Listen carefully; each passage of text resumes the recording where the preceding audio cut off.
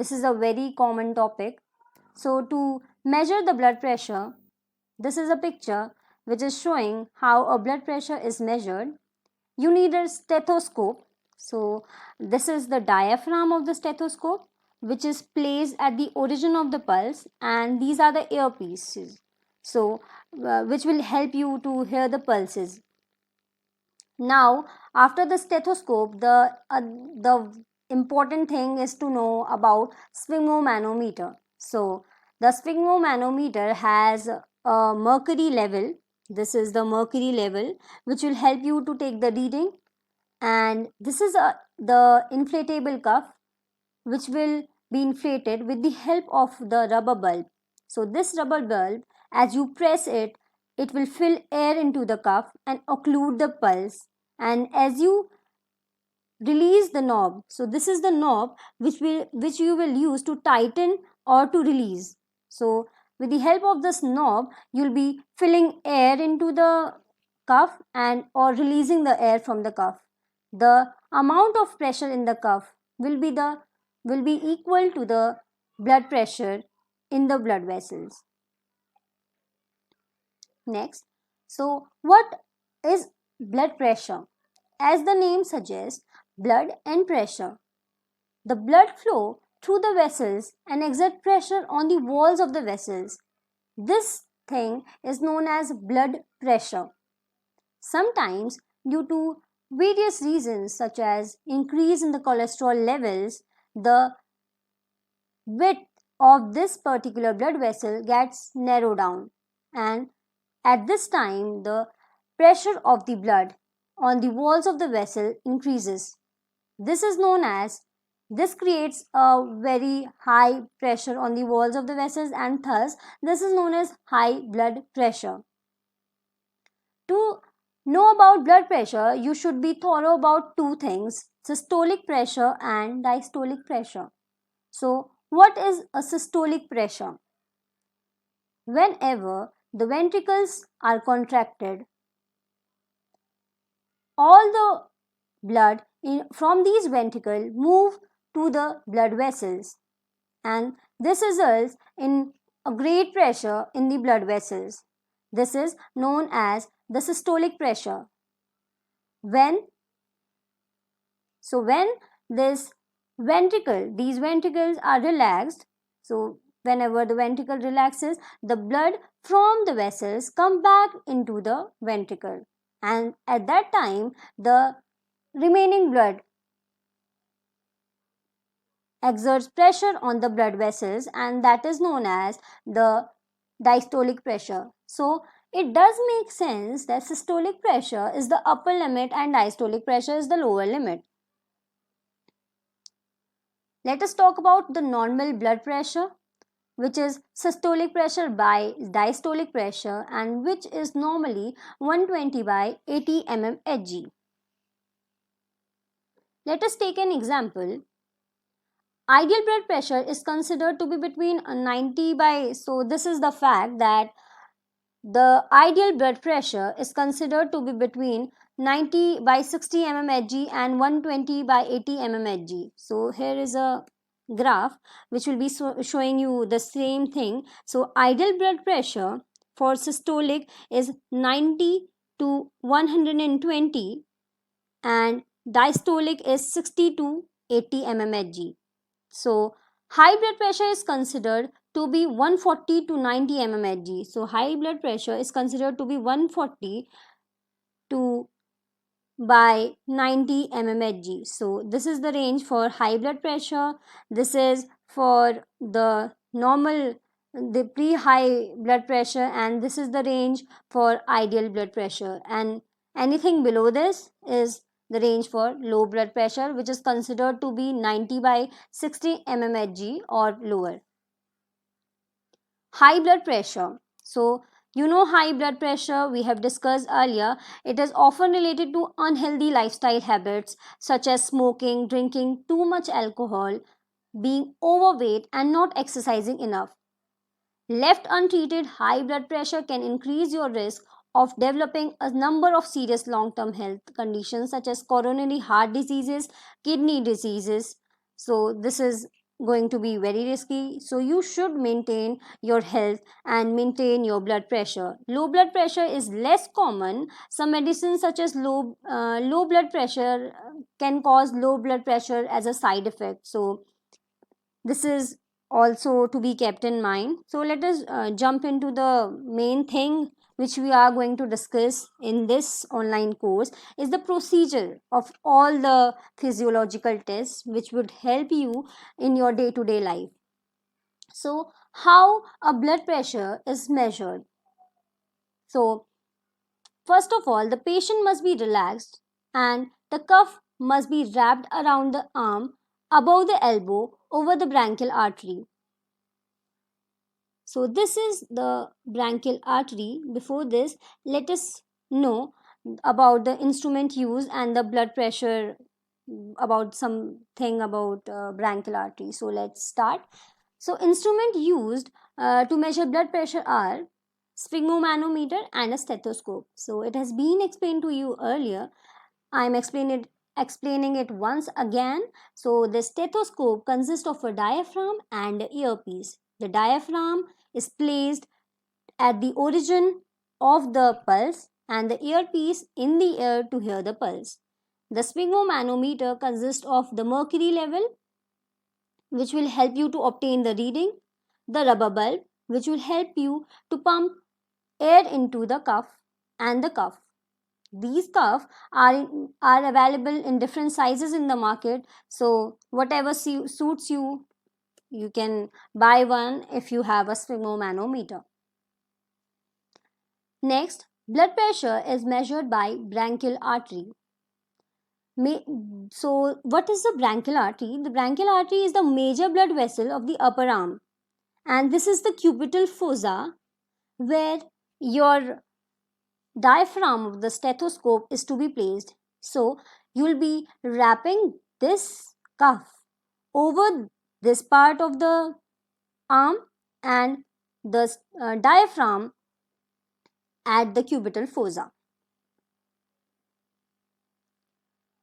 So the first step is you'll have to wrap the cuff over the arm and you'll have to place the diaphragm at the cubital fossa.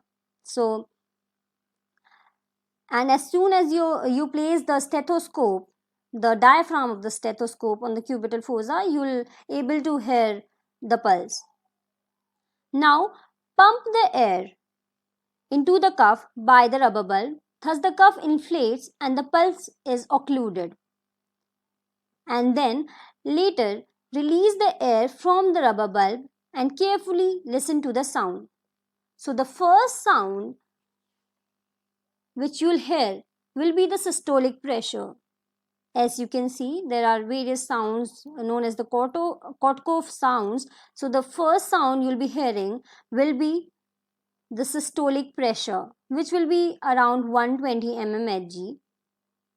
And then there will be variations in the sounds, a blowing noise, a soft thud, and then later at the point of disappearance of the sound, the last sound you'll be hearing will be the diastolic pressure. So at this point of time, you'll have to be very careful while listening to the pulses.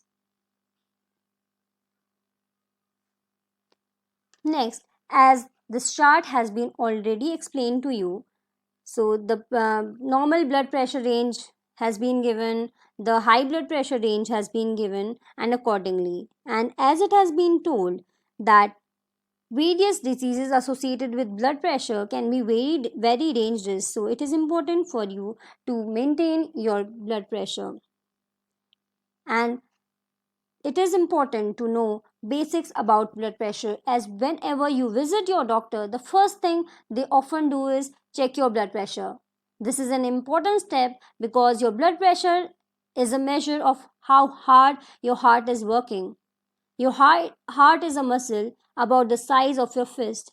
It's made up of 4 chambers and contain 4 valves. The valves open and close to let blood move through the chamber and into and out of your heart. According to the American Heart Association, your heart beats 60 to 100 times per minute, or about 100,000 times per day. As it beats, blood is forced against your artery walls. Your systolic blood pressure is the top number on your reading.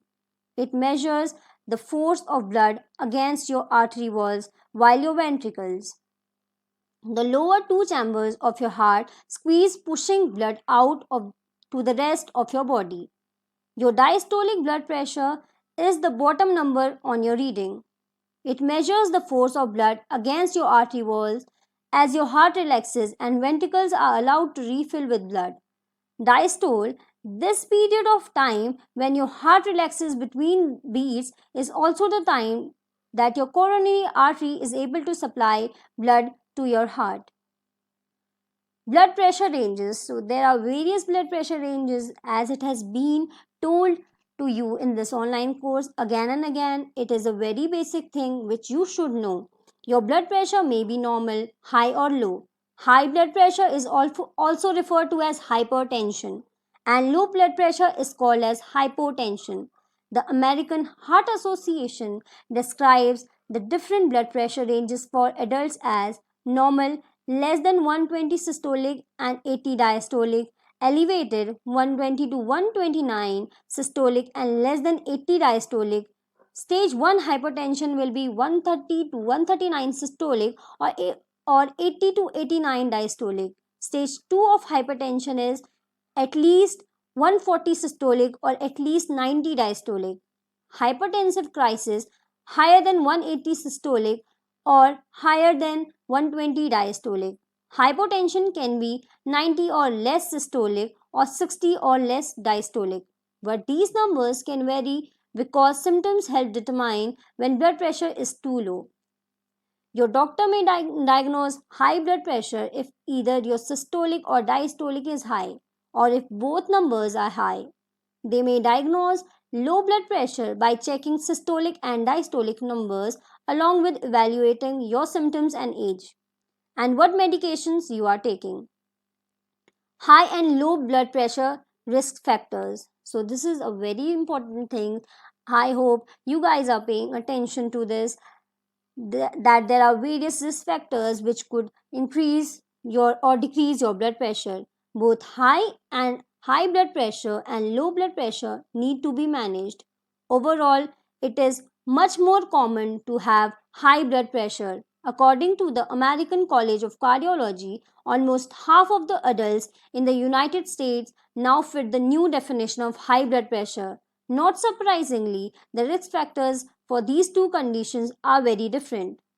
Risk factors for high blood pressure. Your gender affects your risk of high blood pressure. The American Heart Association states that men are at higher risk of high blood pressure than women are until age 64. But at 65 years and older, women are at higher risk than men. Your risk is also higher if you have a close relative with high blood pressure. You are African American, you are overweight or obese, you have diabetes, you have cholesterol, you have kidney disease. Your lifestyle also affects your risk level. Your risk is higher if you don't get much physical activity, you experience chronic stress, you drink too much alcohol, you smoke, your diet is high in salt, sugar, and fat. Sleep apnea is a risk factor for high blood pressure that's often overlooked. It's a condition that causes you to stop breathing or have ineffective breathing one or more times during sleep. When your breathing is inadequate, your oxygen level fall and your blood vessel constricts. This increases your blood pressure. When sleep apnea is persistent, this increased blood pressure may continue during the day when breathing is normal. Properly treating sleep apnea will help lower blood pressure. Risk factors for low blood pressure. If you are older than 65, you may be at risk of orthostatic hypotension, a condition which your blood pressure drops when you move from sitting to standing. Endocrine problems, neurological diseases, health problems, heart failure, and anemia may also cause the conditions. You may also be at risk for low blood pressure if you become dehydrated or take certain prescription drugs such as high blood pressure medications, diuretics, nitrates, anxiety or depression medication, erectile dysfunction medications. Low blood pressure can also be caused by a variety of heart, hormonal, or nervous system problems. These include thyroid problems, pregnancy, abnormal heart rhythms, abnormal heart valves, postural orthostatic tachycardia syndrome, diabetes, spinal cord injury, multiple sclerosis, and Parkinson's disease. Treating high or low blood pressure. So, how can you overcome these risk factors? Is a range of treatments are available for high or low blood pressure. Treating high blood pressure. Lifestyle changes are recommended as the first step in treating any stage of high blood pressure. These changes may include eliminating unhealthy food such as excess sugars and saturated fats from your diet, eating more healthy foods such as lean meat, fish, fruits and vegetables and whole grains, cutting back on sodium in your diet, drinking more water, getting daily physical activity, quitting smoking, maintaining a healthy weight, reducing alcohol consumption, managing stress, monitoring your blood pressure regularly. In addition to these steps, consider whether you are taking medication that would be increasing your blood pressure, such as cold medicines, diet, pills, or medications for attention deficit hyperactivity disorder. If you are, your doctor might recommend stopping that drug, changing medication, or adjusting your dosage. However, lifestyle changes and medication adjustments may not be enough to bring your blood pressure numbers down. If that's the case, or if you have stage 2 hypertension or have experienced hypertensive crisis, your doctor will likely prescribe one or more blood pressure medication.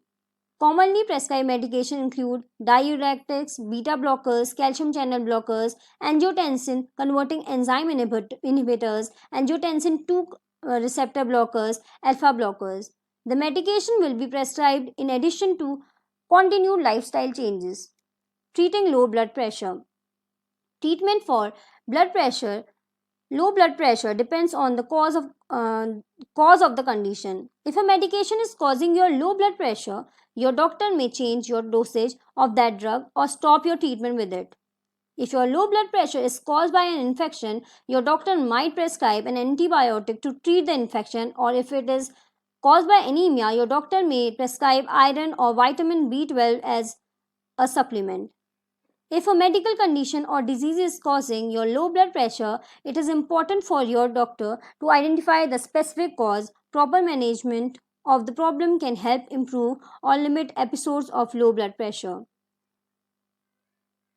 High or low blood pressure complications. So, there are various complications associated with high and low blood pressure. High blood pressure does not cause symptoms unless you are in hypertensive crisis. It actually known as a silent killer because it quietly damages your blood vessels and organs, and you may not realize you have it until the damage is done. Unmanaged high blood pressure can lead to stroke, heart failure, heart attack, vision problems, vision loss, kidney disease, sexual dysfunction, aneurysm. On the other hand, blood pressure that's too low will cause symptoms or complications that may occur from low blood pressure can include dizziness, fainting, seizures, chest pain, falling, loss of balance, nausea, thirst, inability to concentrate, headaches, blurred vision, fatigue, shallow breathing, shortness of breath, clammy skin, bluish tinged skin. Preventing blood pressure problems. So, how you are going to prevent the problems associated with blood pressure? You may head off blood pressure problems before they start or limit your risk if you follow a healthy lifestyle. Following the step listed above, treating high or low blood pressure can help protect you from developing high blood pressure.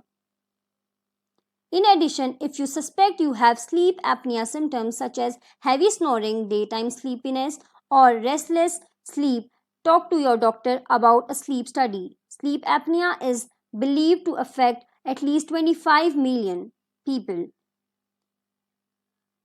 Preventing low blood pressure. To help prevent low blood pressure, drink plenty of fluids, preferably water, to prevent dehydration. Stand up slowly from a sitting position to help prevent orthostatic hypotension. So, these are all the preventing measures of blood pressure.